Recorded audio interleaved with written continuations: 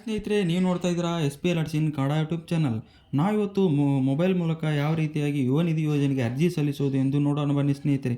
ಅದಕ್ಕೂ ಮುಂಚೆ ನೀವಿನ್ನು ನಮ್ಮ ಚಾನಲ್ಗೆ ಸಬ್ಸ್ಕ್ರೈಬ್ ಆಗಿಲ್ಲ ಅಂದರೆ ಸಬ್ಸ್ಕ್ರೈಬ್ ಆಗಿ, ಪಕ್ಕದಲ್ಲಿ ಕಾಣುವಂಥ ಬೆಲ್ ಐಕನ್ ಮೇಲೆ ಕ್ಲಿಕ್ ಮಾಡಿ ನೋಟಿಫಿಕೇಷನ್ ಆನ್ ಮಾಡಿಕೊಳ್ಳಿ. ಅಂದರೆ ನಾವು ಹಾಕುವಂಥ ಪ್ರತಿಯೊಂದು ವಿಡಿಯೋಗಳು ನಿಮಗೆ ಬಂದು ತಲುಪುತ್ತವೆ. ಹಾಗಾದರೆ ಬನ್ನಿ ಸ್ನೇಹಿತರೆ, ಮತ್ತೆ ತಡ ಇವತ್ತಿನ ಈ ವಿಡಿಯೋವನ್ನು ಇಲ್ಲಿಗೆ ಸ್ಟಾರ್ಟ್ ಮಾಡೋಣ. ಮೊದಲಿಗೆ ನೀವು ಯುವ ನಿಧಿ ಅರ್ಜಿಯನ್ನು ಹಾಕಬೇಕೆಂದರೆ ಕ್ರೋಮ್ ಬ್ರೌಸರ್ನ ಓಪನ್ ಮಾಡಿಕೊಳ್ಳಬೇಕು. ಕ್ರೋಮ್ ಬ್ರೌಸರ್ನ ಓಪನ್ ಮಾಡಿಕೊಂಡು ನೀವು ಸರ್ಚ್ ಬಾರ್ನಲ್ಲಿ ಸೇವಾ ಸಿಂಧು ಅಂತ ಟೈಪ್ ಮಾಡಿ ಅದನ್ನು ಸರ್ಚ್ ಕೊಡಬೇಕಾಗುತ್ತೆ. ಸರ್ಚ್ ಕೊಟ್ಟ ನಂತರ ನಿಮಗೆ ಈ ರೀತಿಯಾಗಿ ಸೇವಾ ಸಿಂಧು 1 ಅಂತ ಬರುತ್ತೆ. ಅದರ ಮೇಲೆ ಕ್ಲಿಕ್ ಮಾಡಿಕೊಳ್ಳಬೇಕು. ಕ್ಲಿಕ್ ಮಾಡಿಕೊಂಡ ನಂತರ ನಿಮಗೆ ಈ ರೀತಿಯಾಗಿ ಒಂದು ಅಪ್ಲೈ ಫಾರ್ ಸರ್ವಿಸ್ ಅಂತ ಕಾಣಿಸಿಕೊಳ್ಳುತ್ತೆ. ಆಗ ನೀವು ಇಲ್ಲಿ ನಿಮ್ಮ ಮೊಬೈಲ್ ನಂಬರನ್ನು ಎಂಟರ್ ಮಾಡಿಕೊಳ್ಳಬೇಕು. ನೋಡಿ ಸ್ನೇಹಿತರೆ, ನಾನು ಈಗ ನನ್ನ ಮೊಬೈಲ್ ನಂಬರನ್ನು ಎಂಟರ್ ಮಾಡಿದೆ.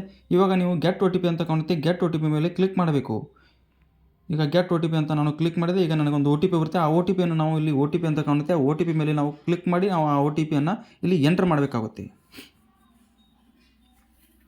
ಸ್ನೇಹಿತರೆ, ಈಗ ನನಗೆ OTP ಬಂತು. ನಾನು ಆ OTPಯನ್ನು ಇಲ್ಲಿ ಎಂಟರ್ ಮಾಡ್ತೀನಿ. ನೋಡಿ, ನೀವು ಇದೇ ಥರ ಒಂದು ನಿಮ್ಮ ಮೊಬೈಲ್ ನಂಬರನ್ನು ಹಾಕಿ ಇಲ್ಲಿ ಗೆಟ್ OTP ಮೇಲೆ ಕ್ಲಿಕ್ ಮಾಡಿದ ನಂತರ ನಿಮಗೆ OTP ಬರುತ್ತೆ. ಆ OTPಯನ್ನು ನೀವು ಇಲ್ಲಿ ಎಂಟರ್ ಮಾಡಬೇಕು. ಎಂಟರ್ ಮಾಡಿದ ನಂತರ ನೀವು ಕೆಳಗಡೆ ಒಂದು ನಂಬರ್ಸ್ ಇರುತ್ತೆ. ಆ ನಂಬರ್ಸ್ನ ಇಲ್ಲಿ ಟೈಪ್ ಏರ್ ಅಂತಿರುತ್ತೆ, ಅಲ್ಲಿ ಟೈಪ್ ಮಾಡಬೇಕಾಗುತ್ತೆ. ಟೈಪ್ ಮಾಡಿದ ನಂತರ ಆ ನಂಬರ್ ಟೈಪ್ ಮಾಡಿದ ನಂತರ ನೀವು ಕೆಳಗಡೆ ಸಬ್ಮಿಟ್ ಅಂತ ಕಾಣುತ್ತೆ. ಸಬ್ಮಿಟ್ ಮೇಲೆ ಕ್ಲಿಕ್ ಮಾಡಬೇಕು. ನಾನು ಎಂಟರ್ ಮಾಡಿದೆ, ಇವಾಗ ಟೈಪ್ ಮಾಡಿದೆ. ಈಗ ಸಬ್ಮಿಟ್ ಮೇಲೆ ಕ್ಲಿಕ್ ಮಾಡ್ತಾಯಿದೆ. ನೋಡಿ, ಸಬ್ಮಿಟ್ ಮೇಲೆ ಕ್ಲಿಕ್ ಮಾಡಿದ ನಂತರ ನಿಮಗೆ ಈ ರೀತಿಯಾಗಿ ಒಂದು ಹೊಸದಾದ ಪೇಜ್ ಕಾಣಿಸ್ಕೊಳುತ್ತೆ. ಇವಾಗ ನೀವು ಮಾಡಬೇಕಾಗಿರೋದು ಏನಂದರೆ, ಕೆಳಗಡೆ ಕಾಣುತ್ತಿರುವ ಅಪ್ಲೈ ಫಾರ್ ಸರ್ವಿಸ್ ಅದರ ಮೇಲೆ ಕ್ಲಿಕ್ ಮಾಡಿಕೊಳ್ಬೇಕು. ಅದರ ಮೇಲೆ ಕ್ಲಿಕ್ ಮಾಡಿದ ನಂತರ ನೀವು ನಿಮಗಡೆ ರೈಟ್ ಸೈಡ್ ಸರ್ಚ್ ಬಾರಲ್ಲಿ ಯುವ ನಿಧಿ ಅಂತ ಟೈಪ್ ಮಾಡ್ಕೊಳ್ಬೇಕು. ನಾನು ಟೈಪ್ ಮಾಡ್ತಾಯಿದ್ದೀನಿ ನೋಡಿ ಸ್ನೇಹಿತರೆ. ಈ ರೀತಿಯಾಗಿ ನೀವು ಸಹ ಯುವ ನಿಧಿ ಅಂತ ಟೈಪ್ ಮಾಡ್ಕೊಳ್ಬೇಕು. ಯುವ ನಿಧಿ ಅಂತ ಟೈಪ್ ಮಾಡಿದ ನಂತರ ನಿಮಗೆ ಈ ರೀತಿಯಾಗಿ ಇಲ್ಲಿ ಸರ್ವಿಸ್ ನೇಮ್ ಕಾಣಿಸ್ಕೊಳ್ಳುತ್ತೆ. ಅಪ್ಲಿಕೇಶನ್ ಫಾರ್ ಯುವ ನಿಧಿ ಸೇಮ್, ಯುವ ನಿಧಿ ಯೋಜನೆಗೆ ಅರ್ಜಿ, department of industrial training and employment ಅಂತ ಕಾಣಿಸುತ್ತೆ. ಆಗ ನೀವು ಈ ಲಿಂಕ್ ಮೇಲೆ ಕ್ಲಿಕ್ ಮಾಡ್ಕೊಳ್ಬೇಕು. ನಾನೀಗ ಕ್ಲಿಕ್ ಮಾಡ್ತಾಯಿದ್ದೀನಿ ನೋಡಿ ಸ್ನೇಹಿತರೆ. ಇದೇ ರೀತಿಯಾಗಿ ಇನ್ನೂ ಹೆಚ್ಚಿನ ವಿಡಿಯೋಗಳನ್ನು ವೀಕ್ಷಿಸಲು ಹಿಂದೆ ನಮ್ಮ ಚಾನಲನ್ನು ಸಬ್ಸ್ಕ್ರೈಬ್ ಮಾಡಿಕೊಳ್ಳಿ ಸ್ನೇಹಿತರೆ. ಈಗ ನಾವಿದು ಸರ್ಚ್ ಆಗ್ತಾಯಿದೆ ನೋಡಿ ಸ್ನೇಹಿತರೆ. ಸರ್ಚ್ ಆದಮೇಲೆ ನಿಮಗೆ ಒಂದು ಹೊಸ ಪೇಜಲ್ಲಿ ಕಾಣಿಸಿಕೊಳ್ಳುತ್ತೆ. ಈ ಪೇಜ್ನಲ್ಲಿ ನೀವು ಏನು ಮಾಡಬೇಕಂದ್ರೆ, ಅದನ್ನು ಇಲ್ಲಿ ಇಂಪಾರ್ಟೆಂಟ್, ಅದೇ ಇಲ್ಲಿ ಬಹುಮುಖ್ಯವಾದ ಒಂದು ವಿಷಯ, ಅದನ್ನು ನೀವು ಸರಿಯಾಗಿ ತಿಳಿದುಕೊಳ್ಬೇಕು ಸ್ನೇಹಿತರೆ. ಈಗ ಇಲ್ಲಿ ಈ ರೀತಿಯಾಗಿ ಒಂದು ಪೇಜ್ ಓಪನ್ ಆಗುತ್ತೆ. ಈಗ ಅಲ್ಲಿ ಸ್ವಯಂ ಘೋಷಣೆ ಒಪ್ಪಿಗೆ ಅಂತ ಇದೆ. ಅದನ್ನು ನೀವೆಲ್ಲ ಓದಿಬಿಟ್ಟು ಎಸ್ ಅಂತ ಇದೆ ನೋಡಿ, ಅದರ ಮೇಲೆ ಕ್ಲಿಕ್ ಮಾಡಿ ಅದನ್ನು ಅಲೋ ಕೊಡಬೇಕು. ನಾನೀಗ ಕ್ಲಿಕ್ ಮಾಡ್ತಾಯಿದ್ದೀನಿ ನೋಡಿ ಸ್ನೇಹಿತರೆ. ಎಸ್ ಮೇಲೆ ನೀವು ಇದೇ ರೀತಿಯಾಗಿ ಎಸ್ ಮೇಲೆ ಕ್ಲಿಕ್ ಮಾಡಿಕೊಂಡು ಕೆಳಗಡೆ ಕಾಣುವಂಥ ಅರ್ಜಿದಾರ ವಿವರಗಳು ಅಂತಿದೆ ನೋಡಿ, ಅಲ್ಲಿ ಆಧಾರ್ ದೃಢೀಕರಣ, ಆಧಾರ್ ಅಥೆಂಟಿಕೇಷನ್ ಅದರ ಮೇಲೆ ಕ್ಲಿಕ್ ಮಾಡಿಕೊಳ್ಬೇಕು. ಅದರ ಮೇಲೆ ಕ್ಲಿಕ್ ಮಾಡಿಕೊಂಡ ನಂತರ ನಿಮಗೆ KYC ಅಂತ ಬರುತ್ತೆ. ಈ ರೀತಿಯಾಗಿ ಕಾಣಿಸಿಕೊಳ್ಳುತ್ತೆ. ಈಗ ನೀವು ನಿಮ್ಮ ಆಧಾರ್ ನಂಬರನ್ನು ಇಲ್ಲಿ ಎಂಟರ್ ಮಾಡಬೇಕು. ನಾನು ಎಂಟರ್ ಮಾಡ್ತಾಯಿದ್ದೀನಿ ನೋಡಿ. ಸೊ ನೀವು ಇದೇ ರೀತಿಯಾಗಿ ಎಂಟರ್ ಮಾಡಬೇಕು. ಎಂಟರ್ ಮಾಡಿದ ನಂತರ ಕೆಳಗಡೆ ಕಾಣುವಂಥ OTP ಮೇಲೆ ಕ್ಲಿಕ್ ಮಾಡಬೇಕು. OTP ಮೇಲೆ ಕ್ಲಿಕ್ ಮಾಡಿದ ನಂತರ ಕೆಳಗಡೆ ಜನರೇಟ್ OTP ಅಂತ ಬರುತ್ತೆ. ಜನರೇಟ್ OTP ಮೇಲೆ ಕ್ಲಿಕ್ ಮಾಡಬೇಕು. ಈಗ ನನಗೆ ಒಂದು OTP ಬರುತ್ತೆ ಸ್ನೇಹಿತರೆ. ಆ OTPನ ನಾವು ಇಲ್ಲಿ ಎಂಟರ್ ಮಾಡಬೇಕಾಗುತ್ತೆ. ಕೆಳಗಡೆ ಈಗ OTPನ ಇಲ್ಲಿ ಎಂಟರ್ ಮಾಡ್ತೀನಿ ನೋಡಿ ಸ್ನೇಹಿತರೆ. OTP ಬಂತು. ಈ OTPನ ನಾವು ಕೆಳಗಡೆ ಎಂಟರ್ ಮಾಡಬೇಕು. ಇವಾಗ ನಾನು ಎಂಟರ್ ಮಾಡ್ತಾಯಿದ್ದೀನಿ. ಈಗ ಎಂಟರ್ ಮಾಡಿದ ತಕ್ಷಣ ನೀವು ಕೆಳಗಡೆ ಸಬ್ಮಿಟ್ ಅಂತ ಇರುತ್ತೆ. ಆ ಸಬ್ಮಿಟ್ ಬಟನ್ ಮೇಲೆ ಕ್ಲಿಕ್ ಮಾಡಬೇಕು. ನಾನಿವಾಗ OTP ಎಂಟರ್ ಮಾಡಿದೆ, ಸಬ್ಮಿಟ್ ಮೇಲೆ ಕ್ಲಿಕ್ ಮಾಡ್ತಾಯಿದ್ದೀನಿ ನೋಡಿ. ಈ ರೀತಿಯಾಗಿ ನೀವು ಕ್ಲಿಕ್ ಮಾಡಬೇಕು. ನಂತರ ನಿಮಗೆ ಕೆಳಗಡೆ ಪ್ರೊಸೆಸಿಂಗ್ ಅಂತ ಬರುತ್ತೆ. ಪ್ರೊಸೆಸಿಂಗ್ ಅಂದರೆ ಇದು ಸರ್ಚ್ ಆಗ್ತಾ ಇರುತ್ತೆ ಸ್ನೇಹಿತರೆ. ಇವತ್ತೇ ಈ ಒಂದು ಅರ್ಜಿ ಪ್ರಾರಂಭವಾದ ಕಾರಣ ಸ್ವಲ್ಪ ಸರ್ವರ್ ಬ್ಯುಸಿ ಇರುತ್ತೆ. ಸೊ ವೇಟ್ ಮಾಡಿ ಸ್ನೇಹಿತರೆ. ನಾಳೆಯಿಂದ ಈ ಸರ್ವರ್ ಫ್ರೀ ಇರುತ್ತೆ. ಎಲ್ಲರೂ ನಾಳೆಯಿಂದ ನೀವು ನಿಮ್ಮ ಅರ್ಜಿಗಳನ್ನು ಹಾಕಿಕೊಳ್ಬೋದು ಸ್ನೇಹಿತರೆ. ಈ ರೀತಿಯಾಗಿ ಒಂದು ನಿಮ್ಮ ಡೀಟೇಲ್ಸನ್ನು ಅಂದರೆ ಆಧಾರ್ ನಂಬರ್ನ ಎಂಟರ್ ಮಾಡಿ ಸಬ್ಮಿಟ್ ಕೊಟ್ಟ ಮೇಲೆ ಪ್ರೊಸೆಸಿಂಗ್ ಆಗುತ್ತೆ. ಪ್ರೊಸೆಸಿಂಗ್ ಆದಮೇಲೆ ಒಂದು ನೆಕ್ಸ್ಟ್ ಪೇಜ್ಗೆ ಇದು ಹೋಗುತ್ತೆ.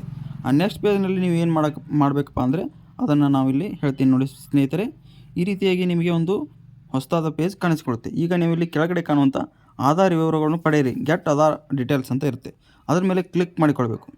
ಕ್ಲಿಕ್ ಮಾಡಿದ ನಂತರ ನಿಮಗೆ ಈ ರೀತಿಯಾಗಿ ನಿಮ್ಮ ಆಧಾರ್ ಕಾರ್ಡ್ನಲ್ಲಿರುವಂಥ ಡೀಟೇಲ್ಸ್, ನಿಮ್ಮ ಫೋಟೋ ಮತ್ತು ನಿಮ್ಮ ಡೇಟ್ ಆಫ್ ಬರ್ತ್ ಹಾಗೂ ನಿಮ್ಮ ಹೆಸರು ಇಲ್ಲಿ ಕಾಣಿಸ್ಕೊಳ್ಳುತ್ತೆ. ಕಾಣಿಸಿದ ನಂತರ ನೀವು ಕೆಳಗಡೆ ನಿಮ್ಮ ಮೇಲಿನ ಅಡ್ರೆಸ್ ಕರೆಕ್ಟ್ ಇದೆ, ನೀವು ಇಲ್ಲಿ ಎಸ್ ಅಂತ ಕೊಡಬೇಕು ಸ್ನೇಹಿತರೆ. ಈಗ ಕೆಳಗಡೆ ಕಾಣುವಂಥ ನಿಮ್ಮ ಒಂದು ಡಿಸ್ಟಿಕ್ನ ಇಲ್ಲಿ ಸೆಲೆಕ್ಟ್ ಮಾಡ್ಕೊಳ್ಬೇಕು. ಅಂದರೆ ನಿಮ್ಮ ಎಜುಕೇಷನ್ ಡೀಟೇಲ್ಸ್, ನೀವು ಒಂದು ಯಾವ ಜಿಲ್ಲೆಯಲ್ಲಿ ಸ್ಟಡಿ ಮಾಡಿದ್ರೆ ಆ ಜಿಲ್ಲೆಯ ಡಿಸ್ಟಿಕನ್ನು ಇಲ್ಲಿ ಸೆಲೆಕ್ಟ್ ಮಾಡ್ಕೊಳ್ಬೇಕು. ಸೊ ನಾನು ಇವಾಗ ಸೆಲೆಕ್ಟ್ ಮಾಡಿದೆ ನೋಡಿ ನಮ್ಮ ಡಿಸ್ಟಿಕನ್ನು. ಸೊ ಕೆಳಗಡೆ ಮತ್ತೆ ನಿಮ್ಮ ತಾಲೂಕು ಯಾವ್ದು ಇರುತ್ತೆ ಆ ತಾಲೂಕಿನಲ್ಲಿ ಸೆಲೆಕ್ಟ್ ಮಾಡ್ಕೊಳ್ಬೇಕು. ನಂತರ ಎಜುಕೇಷನ್ ಡೀಟೇಲ್ಸ್, ಇಲ್ಲಿ ನಿಮ್ಮ ಒಂದು ಯಾವ ಕೋರ್ಸ್ ಮುಗಿದಿದೆ ಪದವಿ, ಆ ಕೋರ್ಸನ್ನು ಇಲ್ಲಿ ನೀವು ಸೆಲೆಕ್ಟ್ ಮಾಡ್ಕೊಳ್ಬೇಕು. ನಂತರ ಕೆಳಗಡೆ ನೀವು ಯಾವ ಒಂದು ಯೂನಿವರ್ಸಿಟಿಯಲ್ಲಿ ನಿಮ್ಮ ಒಂದು ಪದವಿಯನ್ನು ಮುಗಿಸಿದ್ದೀರಾ ಆ ಯೂನಿವರ್ಸಿಟಿಯನ್ನು ಸಹ ಇಲ್ಲಿ ಸೆಲೆಕ್ಟ್ ಮಾಡ್ಕೊಳ್ಬೇಕು. ನಂತರ ನೀವು ಒಂದು ಪದವಿ ಮುಗಿಸಿದ ಒಂದು ರಿಜಿಸ್ಟ್ರೇಷನ್ ನಂಬರ್ ಅಂತ ಇರುತ್ತೆ, ನೋಂದಣಿ ನಂಬರ್. ಆ ನೋಂದಣಿ ನಂಬರನ್ನಲ್ಲಿ ನೀವು ಇಲ್ಲಿ ಟೈಪ್ ಮಾಡಬೇಕಾಗುತ್ತೆ. ಟೈಪ್ ಮಾಡಿದ ನಂತರ ಕೆಳಗಡೆ ಕಾಣುವಂಥ ಒಂದು ಕಾಲಮಲ್ಲಿ ನೀವು ನಿಮ್ಮ ಕಾಲೇಜ್ ಹೆಸರನ್ನು ಟೈಪ್ ಮಾಡಬೇಕು. ನಂತರ ನೀವು ಡಿಗ್ರಿ ಮುಗಿಸಿದ ಅಂದರೆ ಪದವಿ ಪೂರ್ಣಗೊಳಿಸಿದ ಒಂದು ಡೇಟ್ ಇರುತ್ತೆ, ಆ ಡೇಟನ್ನು ಇಲ್ಲಿ ಪದವಿ ಅಂಕದಲ್ಲಿರುವಂತೆ ಇಲ್ಲಿ ಟೈಪ್ ಮಾಡಿಕೊಳ್ಬೇಕು. ಟೈಪ್ ಮಾಡಿದ ನಂತರ ಕೆಳಗಡೆ ಡೊಮಿಸಿಯಲ್ ವೆರಿಫಿಕೇಷನ್ ಅಂತ ಇರುತ್ತೆ. ಡೊಮಿಸಿಯಲ್ ವೆರಿಫಿಕೇಷನಲ್ಲಿ ನೀವು ಏನು ಮಾಡಬೇಕಂದ್ರೆ, ಈ ಡೊಮಿಸಿಯಲ್ ವೆರಿಫಿಕೇಷನಲ್ಲಿ ಕೆಲವು ಡಾಕ್ಯುಮೆಂಟ್ಸ್ಗಳಿರ್ತವೆ. ಆ ಡಾಕ್ಯುಮೆಂಟ್ಸ್ಗಳಲ್ಲಿ ನೀವು ಯಾವುದಾದ್ರೂ ಒಂದನ್ನು ಸೆಲೆಕ್ಟ್ ಮಾಡಿಕೊಳ್ಬೇಕಾಗುತ್ತೆ. ಇಲ್ಲಿ ತೋರಿಸುತ್ತೆ ನೋಡಿ, degree, diploma, ration card, CET number ಈ ರೀತಿಯಾಗಿರುತ್ತೆ. ಇದರಲ್ಲಿ ನೀವು ಯಾವುದಾದ್ರೂ ಒಂದನ್ನು ಸೆಲೆಕ್ಟ್ ಮಾಡಿಕೊಳ್ಬೇಕಾಗುತ್ತೆ. ಸೆಲೆಕ್ಟ್ ಮಾಡಿಕೊಂಡ ನಂತರ ನೀವು ಕೆಳಗಡೆ ನಿಮ್ಮ ಒಂದು ಮೊಬೈಲ್ ನಂಬರನ್ನು ಇಲ್ಲಿ ಎಂಟರ್ ಮಾಡಬೇಕು. ಅದೇ ರೀತಿ ಕೆಳಗಡೆ ನಿಮ್ಮ ಒಂದು ಇಮೇಲ್ ID ಇದ್ದರೆ ಇಮೇಲ್ ಐಡಿನೂ ಸಹ ಇಲ್ಲಿ ಹಾಕಬೇಕಾಗುತ್ತೆ. ನೆಕ್ಸ್ಟ್ ನೀವು ನಿಮ್ಮ ಒಂದು ಕಾಸ್ಟನ್ನು ಇಲ್ಲಿ ಸೆಲೆಕ್ಟ್ ಮಾಡಿಕೊಳ್ಬೇಕು. ಸೆಲೆಕ್ಟ್ ಮಾಡಿಕೊಂಡ ನಂತರ ನೀವು ಈ ರೀತಿಯಾಗಿ ಬರುತ್ತೆ, ನಿಮ್ಮದು ಒಂದು ಯಾವ ಕಾಸ್ಟ್ ಇದೆ ಆ ಕಾಸ್ಟನ್ನು ಇಲ್ಲಿ ಸೆಲೆಕ್ಟ್ ಮಾಡ್ಕೊಳ್ಬೇಕು. ನಂತರ ನೀವು ಅಂಗವಿಕಲರಾಗಿದ್ದರೆ ಎಸ್ ಅಂತ ಕೊಡಬೇಕು, ಇಲ್ಲಾಂದರೆ ಇಲ್ಲ ನೋ ಅಂತ ಕೊಡಬೇಕು. ಆಮೇಲೆ ನೀವು ಕೆಳಗಡೆ ಕಾಣುವಂಥ ವರ್ಡ್ ವೆರಿಫಿಕೇಷನ್ ಅಂತ ಇರುತ್ತೆ, ಅಲ್ಲಿ ನಂಬರ್ ಸಿಗುತ್ತೆ, ಆ ನಂಬರ್ನ ಕೆಳಗೆ ಎಂಟರ್ ಮಾಡಿ ಸಬ್ಮಿಟ್ ಕೊಡಬೇಕು. ನಂತರ ನಿಮಗೆ ಇಲ್ಲಿ ಸ್ವೀಕೃತಿ ಪತ್ರ ಕಾಣಿಸಿಕೊಳ್ಳುತ್ತೆ. ಇದನ್ನು ನೀವು ನಿಮ್ಮ ಮೊಬೈಲ್ನಲ್ಲಿ ಡೌನ್ಲೋಡ್ ಮಾಡಿಕೊಂಡು ಇಟ್ಕೊಳ್ಬೇಕಾಗುತ್ತೆ, ಅಥವಾ ನೀವು ಸ್ಕ್ರೀನ್ಶಾಟ್ ತೆಗೆದುಕೊಂಡು ಸಹ ಇಟ್ಕೊಳ್ಬೋದು. ಇಷ್ಟು ಮಾಡಿದರೆ ನೀವು ಈ ಒಂದು ಯುವ ನಿಧಿಗೆ ಅರ್ಜಿ ಸಲ್ಲಿಸಿದಂತಾಯಿತು. ಇಲ್ಲಿಗೆ ಈ ವಿಡಿಯೋ ಸಂಪೂರ್ಣವಾಯಿತು. ಮುಂದಿನ ವಿಡಿಯೋದಲ್ಲಿ ಮತ್ತೆ ಸಿಗೋಣ ಸ್ನೇಹಿತರೆ. ಇದೇ ರೀತಿಯಾಗಿ ಹೆಚ್ಚಿನ ಮಾಹಿತಿಗಳನ್ನು ತಿಳಿದುಕೊಳ್ಳಲು ಹಿಂದೆ ನಮ್ಮ ಚಾನಲನ್ನು ಸಬ್ಸ್ಕ್ರೈಬ್ ಮಾಡಿಕೊಳ್ಳಿ. ಪಕ್ಕದಲ್ಲಿ ಕಾಣುವ ಬೆಲ್ ಐಕನ್ ಮೇಲೆ ಕ್ಲಿಕ್ ಮಾಡಿ ನೋಟಿಫಿಕೇಷನ್ ಆನ್ ಮಾಡಿಕೊಳ್ಳಿ. ಓಕೆ ಸ್ನೇಹಿತರೆ, ಮತ್ತೆ ಮುಂದಿನ ವಿಡಿಯೋದಲ್ಲಿ ಸಿಗೋಣ. ಬಾಯ್.